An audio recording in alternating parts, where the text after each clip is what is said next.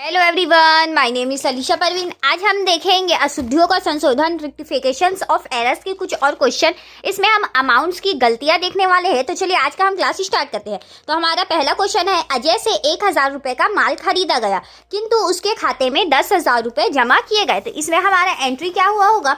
जब हमने अजय से माल खरीदा तो हमारा एंट्री क्या हुआ होगा? सही एंट्री के हिसाब से क्रय डेबिट हुआ होगा 1000 से और अजय का क्रेडिट हुआ होगा 1000 से। हमने इसमें क्या कर दिया है, क्रय को तो 1000 से डेबिट किया है, लेकिन हमने अजय के खाते में 1000 की जगह हमने कर दिया है 10 एक्स्ट्रा लगा दिया है और 10,000 को कर दिया क्रेडिट। मतलब 1000 होना चाहिए था, उसमें हमने 9000 रुपये एक्स्ट्रा क्रेडिट कर दिया है।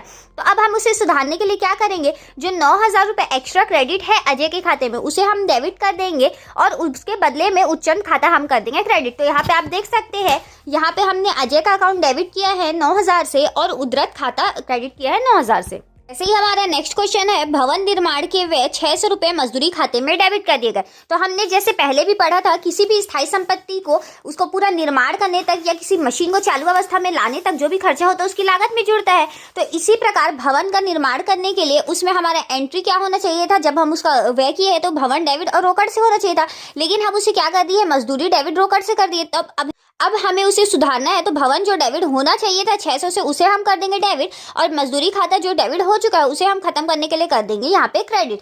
तो यहाँ पे आप देख सकते हैं, भवन को हमने 600 से डेबिट किया और मजदूरी को हमने कर दिया 600 से क्रेडिट। इसी प्रकार से हमारा नेक्स्ट क्वेश्चन है, निशांत द्वारा 200 रुपये का माल लौटाया गया। मतलब हमने उसे बेचा होगा तो ये वापस आ रहा, तो विक्रय वापसी हुआ, सेल्स रिटर्न हुआ, जिसे स्टॉक में तो शामिल कर लिया गया किंतु पुस्तक में कोई लेखा नहीं किया गया है।